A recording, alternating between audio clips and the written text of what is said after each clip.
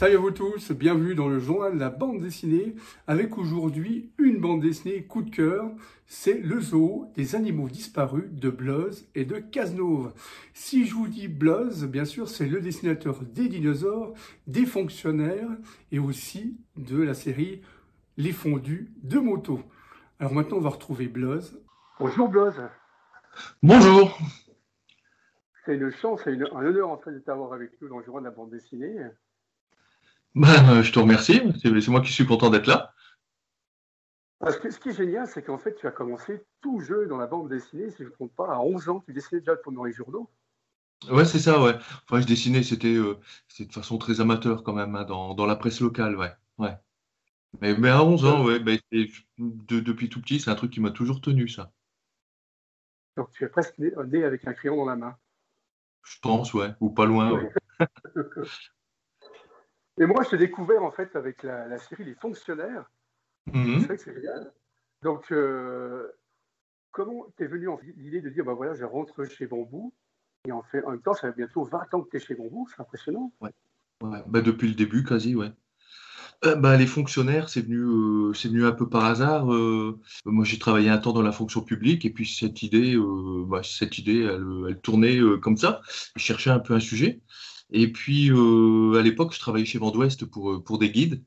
Et je leur ai proposé donc d'attaquer, enfin de faire un bouquin, un sujet sur les fonctionnaires.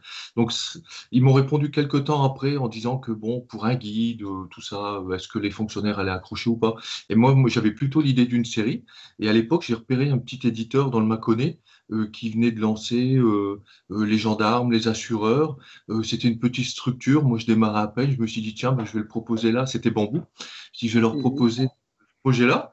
Et puis en fait, Olivier Sulpice, le boss, a accroché sur le sujet.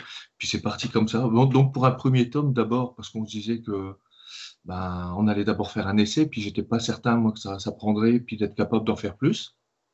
Puis ça a continué. On en a fait 13, comme ça a bien marché. Ouais. Et il y a un album où j'adore ce que tu fais, c'est Les Fondus de la Moto. Parce que tu as fait Ah, quand même 11 albums et un best-of. Et c'est vrai que c'est génial parce que tout le monde connaissait, je parle de ça, mais Joe Barkim, tout le monde connaissait que Joe Barkim. Et toi, tu mhm. arrives avec ta patte et tu as fait les fondus de moto, qui est génial. Et déjà avec Cazenove. Avec Cazeneuve, avec Hervé Richer, et puis moi disons que j'ai deux passions, c'est vraiment la moto et la BD. Donc il y avait longtemps que j'avais envie d'aborder ce sujet-là, et le fait que Christophe et Hervé ne soient pas motards, du coup ça a Mhm. ouvert un peu plus large le champ de nos personnages, parce que du coup on voit comment ils vivent la moto en famille.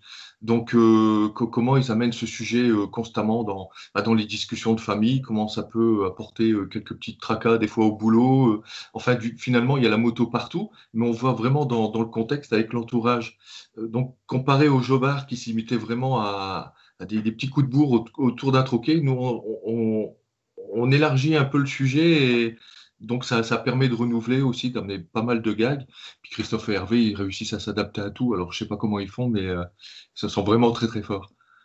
Et c'est vrai que c'est génial, il y a déjà 11 albums, le 11e est sorti l'année passée. Ouais. Donc c'est vrai que ça avance bien comme série aussi. Ouais. Alors là, maintenant, ce qu'on va faire, c'est qu'on va alterner avec les fondus de voitures anciennes. Comme j'ai un peu de Oui, mal à faire tout en même temps, voilà.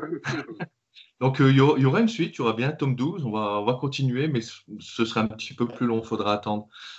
Hmm. Oui, mais dans la même collection, bah, ils sont les voitures de collection, il y a eu la brocante, du chocolat. Et c'est vrai que c'est Ouais. toujours avec une équipe de copains, c'est génial. Ouais. Et toujours des sujets qui nous touchent. Hein. Chocolat, j'ai été pâtissier aussi dans une vie antérieure, donc c'est un sujet que je connaissais un peu. La voiture ancienne, ça me plaît parce que bon, quand on roule en moto ancienne, on se retrouve toujours un peu dans ce milieu-là, un peu confondu automoto. Mais c'est toujours des sujets qui parlent, quoi, qui sont tentants, qu'on connaît, qu'on maîtrise un peu. On en parle mieux quand on connaît, donc voilà. Et puis avec Christophe et Hervé, c'est l'idéal, quoi. C'est la famille. Hein. Chez Bambou, on est liés, on se connaît bien, ça marche, ça roule tout seul. Et après, il y a eu les dinosaures en BD, avec Arnaud Pluméry. Et Mhm. pour moi, c'est les premières BD didactiques que je lisais chez Bambou. Bon, bien sûr, il y a toute une collection qui est ouverte avec ça. Et je trouve génial parce qu'en fait, on lit, on s'amuse, on apprend plein de choses. Ouais, ouais, et puis je crois que maintenant, du coup, ça s'est développé, hein. Il y a les animaux marins, les insectes, les châteaux de la Loire, tout ça fait par des collègues. Et c'est vraiment à apprendre en s'amusant. Et puis, ouais, on voit que ça plaît bien aux gamins. Alors, nous, sur les dinos, on a plutôt des garçons, je dirais 8, 15 ans, mais qui sont vraiment à fond sur le sujet, quoi, qui essaient de nous coller en dédicace en nous demandant des trucs pas possibles. Mais, ouais, c'est vraiment marrant. Et puis, bon, on est content de savoir aussi qu'on transmet quelque chose, quoi, à ce niveau-là. C'est pas de la bête BD comme on nous a dit. Enfin, moi, quand j'étais gamin à l'école, on me disait toujours de la BD, c'est vraiment c'est le truc à ne pas lire, on n'apprend rien, c'est mal écrit. Et ben là, on prouve le contraire, quoi. On travaille avec des gens. Nous, on travaille avec le responsable du Muséum d'histoire naturelle à Paris, qui valide nos planches, qui vérifie qu'il n'y ait pas d'erreur, que tel ou tel dino a bien deux griffes et pas trois. Et on fait attention à tout ça, quoi. Puis on est content de bosser bien avec eux. Et puis Arnaud est vraiment, vraiment pointu sur les scénars. Il prend vraiment énormément de temps à les écrire. C'est vrai que c'est une superbe série. Et moi, mon grand coup de cœur de maintenant, c'est les animaux disparus, toujours Ah, avec Cazenove. Et pour moi, ce qui est génial, c'est que je suis pris dedans et je trouve qu'il y a une tendresse et en fait, il y a un beau message. Parce qu'en même temps, on rigole, on va suivre Déborah qui arrive comme stagiaire. C'est un peu comme Jurassic Park, sauf au temps de maintenant. Et pour moi, c'est magique parce qu'on a tous rêvé un jour de voir un dodo, de voir ces animaux disparus. Et grâce à vous deux, j'étais plongé depuis la première planche jusqu'à la dernière. Et je n'étais pas le seul parce qu'il y a plein de personnes qui me connaissent qui disent on espère qu'il y aura un deuxième tome. Mais c'est vrai que c'était une belle claque, cet album. il y a un deuxième tome, on y travaille là actuellement. On va élargir un petit peu parce que bon, des espèces disparues, il y en a beaucoup. Par contre, on a du mal à trouver de la documentation et des infos vraiment à transmettre, encore une fois.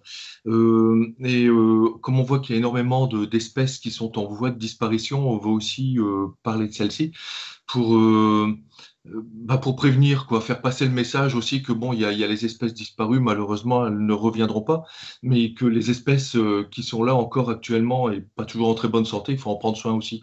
Donc, on va maintenant travailler aussi dans ce sens-là. On va inclure ces espèces qui sont menacées. Christophe et moi, on est tous les deux très attachés, hein, aux animaux, à ce qui nous entoure, tout ça. Puis on avait vraiment envie de travailler sur ce sujet. Au départ, on était parti sur une idée zoo très classique. Et puis Christophe, il trouvait qu'il manquait un petit truc. On a laissé ce sujet-là en suspens, le temps de travailler sur d'autres albums qu'on avait en cours. Et puis un jour, il m'a recontacté, il dit, moi, j'ai le truc, j'ai pensé à quelque chose. Si on n'y mettait que des animaux, des espèces disparues, on aurait un plus et il y a vraiment un truc sérieux dont il faut parler. Et puis là, ça a tilté, quoi. Puis on s'est dit, allez, on repart là-dessus. Il est bon, Christophe. Ah oui, puis en même temps, le scénario est super, les dessins sont géniaux aussi. Et moi, je me pose la Merci. question, mais comment est-ce que j'ai fait? Parce que bien sûr, les dodos, on en trouve de temps en temps dans les musées, parce que les gens ont ramené ça, mais il y a plein d'animaux que j'ai découverts, comme justement les éléphants siciliens, ces choses-là, et je me dis, mais c'est impressionnant. Donc j'ai dû aller dans les musées, en fait, travailler avec des chercheurs pour travailler avec cet album. Christophe s'est énormément documenté. Moi, du coup, chaque fois que je reçois un scénar pareil, de mon côté, je cherche encore des compléments de documentation pour essayer, même s'ils sont caricaturés, de dessiner au mieux toutes ces espèces.